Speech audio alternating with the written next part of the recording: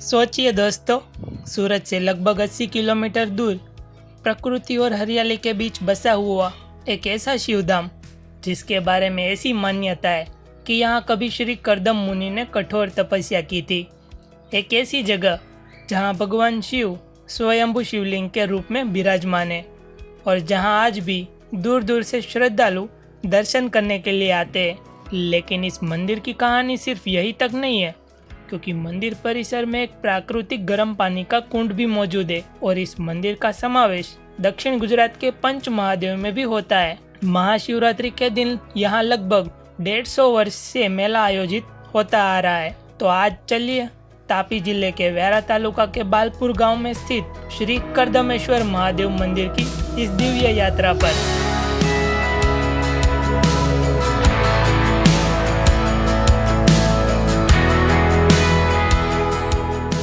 दोस्तों, सूरत से इस मंदिर का सफर लगभग 80 किलोमीटर का है।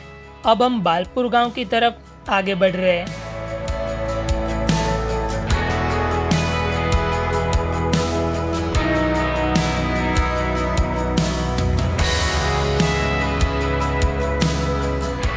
जैसे जैसे शहर पीछे छूटता जा रहा है, वैसे वैसे रास्ते के आसपास की हरियाली और प्राकृतिक वातावरण ज्यादा देखने को मिलता है। सफर भले ही बहुत लंबा न हो, लेकिन जब मंजिल कोई सामान्य जगह नहीं बल्कि कई धार्मिक मान्यताओं से जुड़ा हुआ एक शिवधाम हो, तो रास्ते में भी एक अलग ही उत्सुकता बनी रहती है।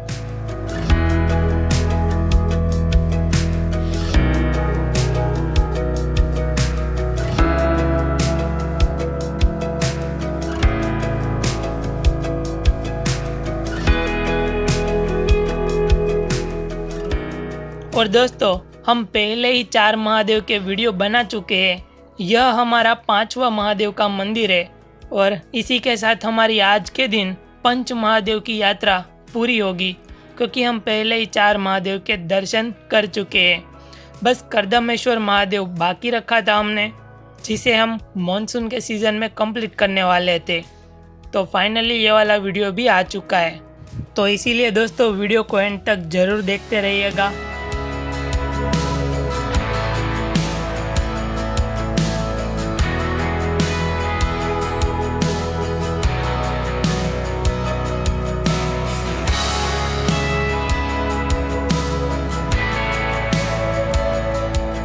और इस सफर के बाद आखिरकार हम पहुंच गए श्री कर्दमेश्वर महादेव मंदिर। दोस्तों, बालपुर गांव में प्राकृतिक वातावरण और हरियाली के बीच स्थित यह मंदिर पहली नज़र में ही बहुत शांत और सुंदर लगता है। लेकिन इस जगह की खासियत सिर्फ इसका प्राकृतिक वातावरण नहीं है। इस स्थान को श्री कर्दम मुनि की तपोभूमि माना जाता है और यहाँ भगवान शिव स्वयंभू शिवलिंग के रूप में विराजमान है। तो चलिए अब इस मंदिर से जुड़ी इस मान्यता को समझते हैं, जिसके कारण इस स्थान का धार्मिक महत्व और भी बढ़ता जा रहा है।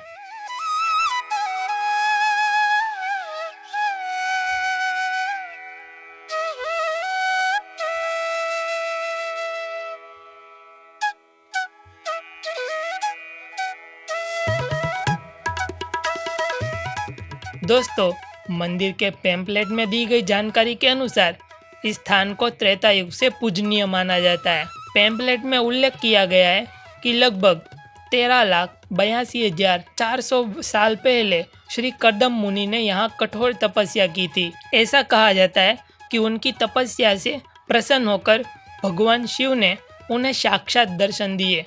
भगवान शिव ने कर्दम मुनि से वरदान मांगने के लिए कहा, लेकिन कर्दम मुनि ने अपने लिए कुछ नहीं मांगा। उन्होंने संपूर्ण मानव जाति और प्राणी मात्र के कल्याण के लिए भगवान शिव से प्रार्थना की कि वे इस स्थान पर स्वयंभू शिवलिंग के रूप में सदैव विराजमान रहे। भगवान शिव ने उनकी प्रार्थना स्वीकार करते हुए तथास्तु कहा और आज की मान्यता के अनुसार भगवान शिव आज भी यहाँ स्वयंभू शिवलिंग के स्वरूप में विराजमान है।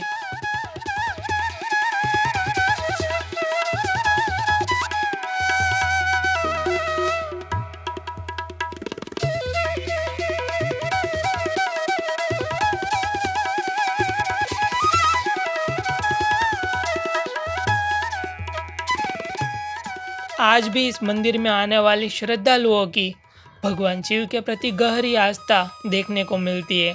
मान्यता है कि सच्ची श्रद्धा से भगवान शिव की पूजा और अभिषेक करने से महादेव भक्तों की मनोकामनाएं पूर्ण करते हैं। इसी आस्था के साथ दूर दूर से श्रद्धालु यहाँ दर्शन करने के लिए आते हैं। खासकर श्रावण मास के दौरान इस मंदिर का वातावरण पूरी तरह से भक्तिमय हो जाता है। लेकिन दोस्तों, मंदिर परिसर में एक ऐसी चीज़ भी है जो इस जगह को और भी खास बना देती है। यहाँ स्थित प्राकृतिक गर्म पानी का कुंड।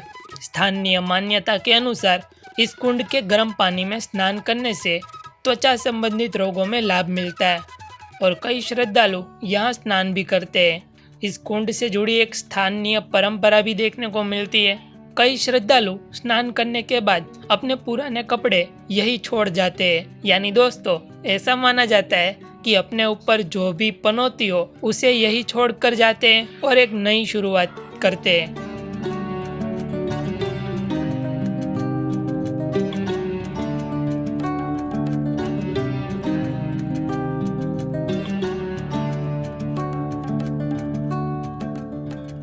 और अगर बात करें इस मंदिर के सबसे बड़े धार्मिक आयोजनों की, तो यहाँ महाशिवरात्रि का बड़ा विशेष महत्व है।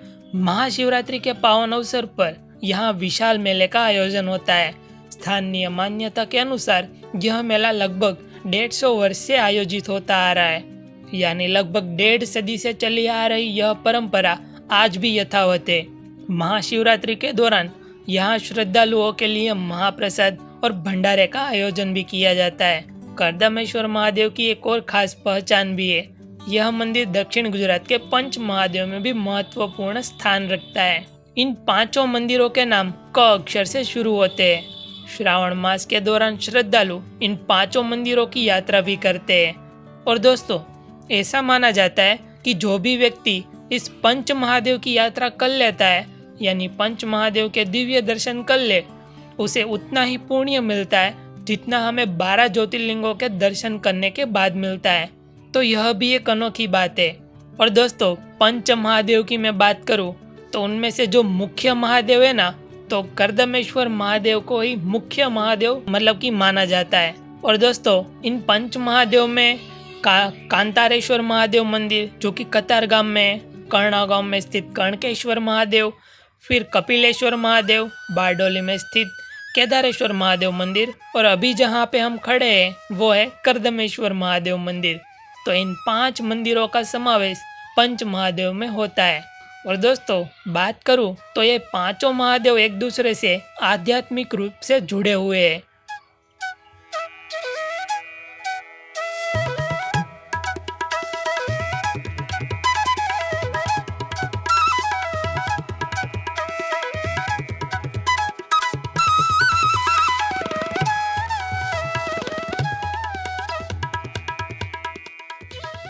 और दोस्तों, मंदिर के पीछे एक अद्भुत और अनोखे पेड़ के नीचे शिवलिंग विराजमान है। उसके भी आप दिव्य दर्शन कर लीजिए।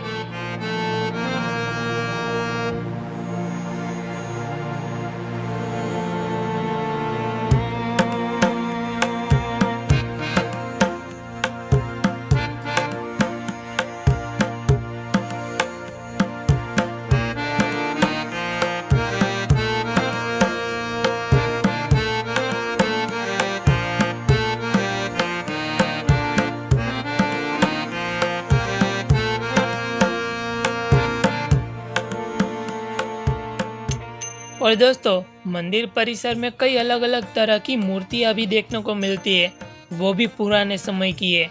तो उनका भी इतिहास इस मंदिर के साथ ही जुड़ा हुआ होगा, ऐसा मुझे लगता है। हो सकता है कि किसी राजा द्वारा इस मंदिर का निर्माण करवाया गया हो, जैसा कि कपिलेश्वर महादेव मंदिर में था। तो यहाँ भी ऐसा ही हो सकता है। बाकी मैं बात करूँ तो यह मंदिर पूर्णा नदी के किनारे स्थित है। और आप दाईं तरफ जैसे आगे जाएंगे, यहाँ एक बोर्ड भी लगाया गया है कि आगे हिजरी माता का मंदिर है। तो उसका भी अद्भुत नज़ारा आप देख लीजिए।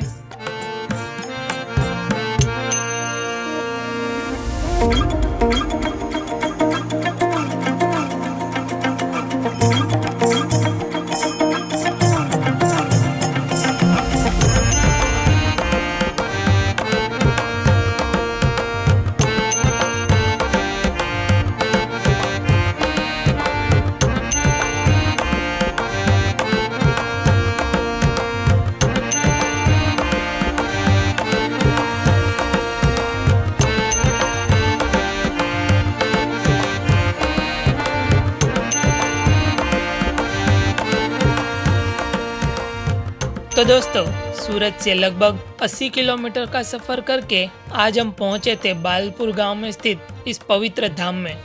एक तरफ प्राकृतिक वातावरण और हरियाली और दूसरी तरफ भगवान शिव के प्रति लोगों की गहरी आस्था। श्री कर्दम मुनि की तपोभूमि माने जाने वाले इस स्थान से जुड़ी मान्यताएं आज भी लोगों को यहाँ खींच कर लाती है। प्राकृतिक गर्म पानी का कुंड हो, महाशिवरात्रि का वर्षों पुराना मेला हो या फिर श्रावण मास के दौरान होने वाला जलाभिषेक हो, हर चीज़ इस मंदिर की अपनी एक अलग पहचान बनाती है। और शायद किसी भी धार्मिक स्थान की सबसे खूबसूरत बात भी यही होती है कि समय बदलता रहता है लेकिन लोगों की श्रद्धा हमेशा वैसी ही रहती है। तो अगर आप भी कभी बालपुर व्यारा की तरफ आए तो श्री कर्दमेश्वर महादेव के दर्शन जरूर से करने आना। और अगर आपको हमारा वीडियो पसंद आया हो तो इस वीडियो को लाइक जरूर से कर दीजिएगा और चैनल पर अगर नए आए हो तो सब्सक्राइब करना बिल्कुल मत भूलिएगा और कमेंट बॉक्स में हर हर महादेव जरूर लिख दीजिएगा। तो बस मिलते हैं एक नए सफ़र के साथ, एक नए वीडियो के साथ और एक नई जगह के साथ। तब तक के लिए सभी को बाय बाय। हर हर महादेव।